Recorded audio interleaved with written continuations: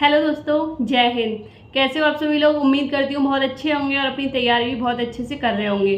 दोस्तों, आज मैं अपनी स्ट्रेटजी के बारे में बताऊंगी कि जो लास्ट टाइम था जब एग्ज़ाम के 20-25 दिन रह गए थे तो मैंने कैसे ये एग्ज़ाम क्वालिफाई किया था, तो मैं उस बारे में बताऊंगी। आप लोग ये पहले वीडियो 1.5x की स्पीड पे करके सुनना, आपको काफ़ी मोटिवेशन मिलेगा और आपको पता भी चलेगा कि मैंने क्या पढ़ा था क्या नहीं पढ़ा था। और जो जेन्युइन है, जो सच है, वही बताऊंगी, इसमें 1% भी झूठ नहीं होगी।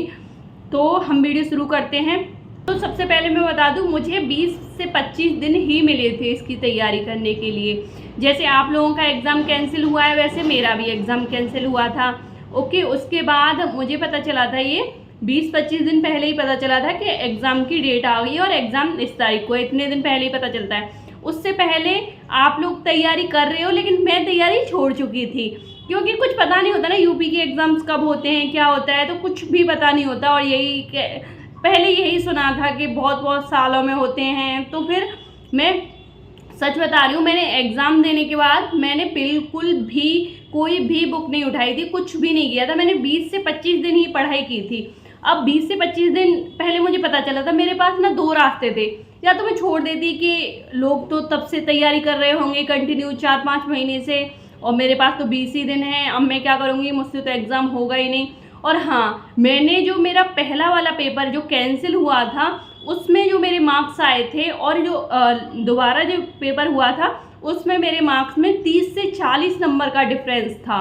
ओके, तो मैंने इतने नंबर इंक्रीज़ किए थे। तो वही सब मैं बताऊंगी आपको कि मैंने क्या क्या किया था। सबसे पहले मैं आपको बता दूं, देखो, जो सही है मैं वही बताऊंगी, और बाकी का मैं आपको स्ट्रेटजी गाइड करती रहती हूँ।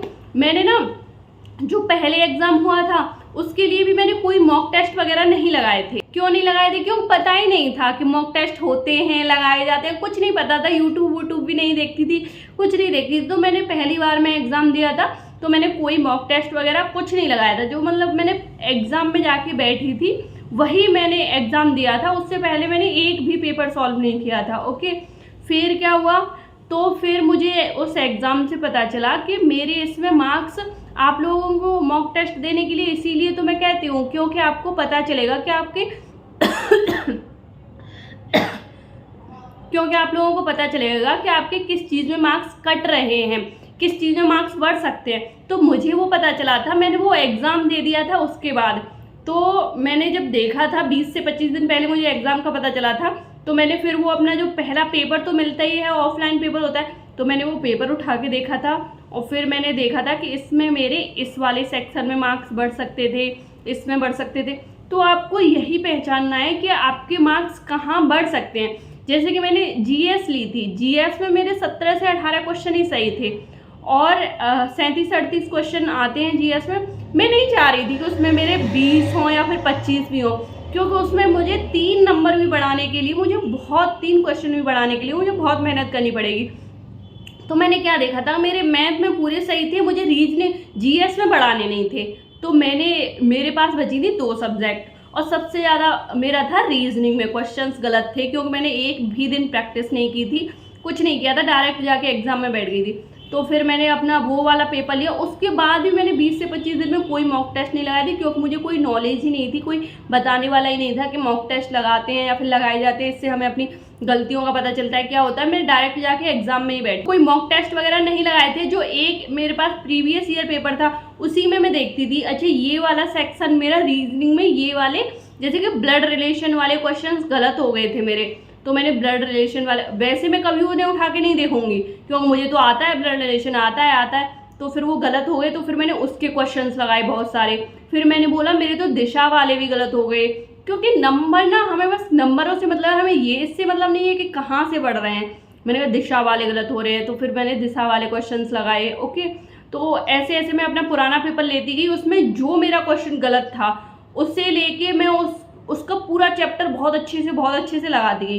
तो इस तरह से मेरे फाइनल एग्ज़ाम में, जो मैंने दोबारा एग्ज़ाम दिया था, उसमें 30 से 40 क्वेश्चन का मेरा 30 से 40 नंबर का मेरा डिफरेंस आया था।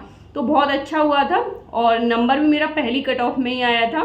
और उसके बाद मैं आपको बताती हूँ मैं कैसे पढ़ती थी, मेरा डेली रूटीन क्या होता था। सबसे पहले मुझे क्या करना होता था, मेरी कोशिश होती थी कि मैं अपने जागने के जल्दी से जल्दी हो सके मैं अपनी पढ़ाई स्टार्ट करूँ, जो कि मैं अपनी वीडियोस में आपको बहुत बार बता चुकी हूँ, वही सारी चीज़ें बताती हूँ जो मैंने खुद अप्लाई की हुई हैं। ओके, तो मैं कोशिश करती थी कि मैं जल्दी से जल्दी अपनी पढ़ाई स्टार्ट कर दूँ। तो हम लड़कियाँ होती हैं, हमें घर का काम भी करना होता है, तो मैं जल्दी से जाग के, इनफैक्ट मैं चाय भी नहीं पीती थी, जाग के मैं पढ़ने बैठ जाती थी। भले ही मैं 1-2 घंटे जितना भी टाइम मिल रहा है, जब तक नीचे से मुझे छत पे चली जाती थी, छत पे पढ़ती थी। मुझे नीचे से सब लोग खूब आवाज़ देते थे कहाँ है, और इनफैक्ट पता भी होता था पढ़ रही है, फिर भी ऐसे ही देते रहते थे कि ये कर ले वो कर ले, लेकिन मैं नहीं सुनती थी। जब तक उनकी आवाज़ें वो गुस्से में नहीं बदल जाती थी तब तक नहीं आती थी। तो मैं ऐसे पढ़ती रहती थी। तो सबसे पहले मैं कोशिश करती थी कि जल्दी से जल्दी अपनी पढ़ाई स्टार्ट करूँ। और मैंने बस 2 ही सब्जेक्ट पढ़े थे। मेरा मैथ अच्छा था, मैथ में मेरे फुल मार्क्स आते थे, और मुझे जीएस में मार्क्स बढ़ाने नहीं थे। तो आप देखो कि आपके कहाँ मार्क्स बढ़ सकते हैं। अगर आपको मैथ में बढ़ाने हैं, अगर आपका इजी सेक्शन गलत हो रहा है तो आपके मैथ में भी बढ़ सकते हैं। जैसे कि आपकी कैलकुलेशन गलत हो रही है, आपके ग्राफ वाले गलत हो रहे हैं, एलसीएम एससीएम बहुत ईजी आते हैं, वो गलत हो रहा है, तो आप उसमें भी बढ़ाइए। ओके, तो अपनी कमी को देखिए। जैसे कि अपना पुराना वाला पेपर देखिए, अच्छा हमसे ये क्वेश्चन गलत हुआ था, ये नहीं है वो तुक्के में गलत हुआ था, वो आपसे हमेशा ही गलत होगा, तो उसका पूरा मैंने किया था। तो वो 20 ही दिन थे, मैंने बस ये कहा था ये 20 दिन मुझे बहुत अच्छे से मेहनत करनी है। मतलब रिजल्ट चाहे कुछ भी हो इसके बाद मुझे नहीं पता, बस मुझे ये 20 दिन बहुत अच्छे से मेहनत करनी है। तो मैंने, भले ही देखो कैसी भी नौकरी हो, लेकिन हमारी ना एक बार, हम जैसे गांव से बिलोंग करते हैं, एक बार जॉब लग जाती है तो हमारी सोसाइटी में बहुत रेस्पेक्ट हो जाती है। तो मुझे वही चाहिए थी। तो मुझे बस ये था कि मुझे मतलब ये 20 दिन बहुत अच्छे से मेहनत करनी है। तो मैंने बहुत अच्छे से मेहनत की थी। मैंने बस यही 2 सब्जेक्ट पढ़े थे। मेरी कोशिश होती थी जल्दी से जल्दी पढ़ाई स्टार्ट कर दूँ, फिर मैं 1-2 घंटे पढ़ के फिर काम भी करती थी, तो उसमें मेरा माइंड भी रिलैक्स हो जाता था। इधर मेरे पढ़ाई का फिर दूसरा स्लॉट स्टार्ट हो जाता। तो एक बार पढ़ के फिर काम करके फिर दूसरा स्लॉट स्टार्ट हो। मैं अपनी एक वीडियो में ना स्ट्रगल जर्नी शेयर करूँगी, और उसमें आपको ना काफ़ी मोटिवेशन मिलेगा। आप लोग कमेंट करना उसके लिए कि मैं करूँ क्या, या फिर आपके एग्ज़ाम के बाद करूँ। लेकिन अगर मैं करूँगी तो आपको काफ़ी मोटिवेशन मिलेगा कि मैं कैसे कैसे पढ़ाई करती थी। अब देखो, कुछ लोग ये कहेंगे कि उससे पहले मैंने 4 महीने कोई बुक नहीं उठाई थी, उससे पहले भी जो पहला पेपर हुआ था उसमें भी मैंने बहुत ज़्यादा तैयारी नहीं की थी।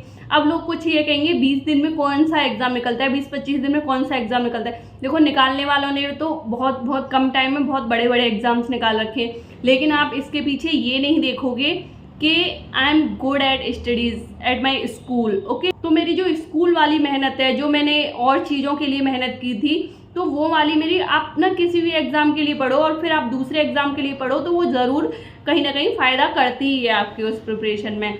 तो मेरी जो स्कूल वाली मेहनत थी वो वाली काम आई। मैथ मुझे नहीं पढ़ना पड़ा, हिंदी काफ़ी आती थी, और रीजनिंग कॉमन सेंस बेस्ड होती है, और रीजनिंग 50% अगर आपका मैथ अच्छा होता है, कैलकुलेशन अच्छी होती है, तो आपका हो जाता है। तो वो चीज़ आप लोग नहीं देखोगे कि मतलब अगर हम लोग पहले 12-13 साल मेहनत कर चुके हैं तो वो भी उसमें मतलब 20 दिन में ऐड होता है। तो इस तरह से मैंने अपने 20-25 दिन पढ़ाई की थी। मैंने बस रीजनिंग और हिंदी पे ज़्यादा ध्यान दिया था। मैं ये नहीं कहूँगी आपसे कि आपको रीजनिंग और हिंदी पे ही ध्यान देना है। मुझे पता था कि मेरे जीएस में 17 से 18 क्वेश्चन सही हुए, उस एग्ज़ाम में भी थे मेरे, तो मुझे उसमें ज़्यादा बढ़ाने नहीं थे। अगर आपके 4 से 5 हो रहे हैं तो आप बढ़ा लीजिए थोड़े से। अगर आपके मैथ में जैसे कि 5 से 6 हो रहे हैं तो आप उसमें बढ़ा लीजिए थोड़े से।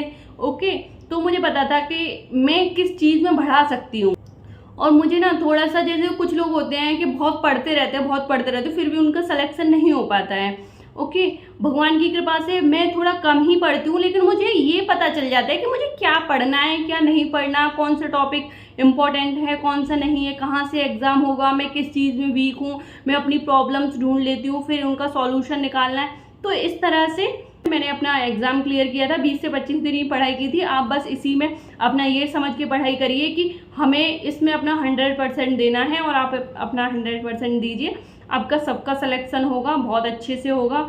और कोशिश करिए कि मैक्सिमम से मैक्सिमम स्कोर करने की कोशिश करिए, जितने भी मार्क्स बढ़ सकते हो कोशिश करिए। ईजी चीज़ों में मार्क्स बढ़ाने की कोशिश करिए। और उम्मीद करती हूँ आपके लिए वीडियो हेल्पफुल रही होगी, आपको कुछ न कुछ जानने को मिला होगा। अगर वीडियो पसंद आई हो तो वीडियो को लाइक करना, चैनल को सब्सक्राइब करना। मिलते हैं अगली वीडियो में। Thank you so much.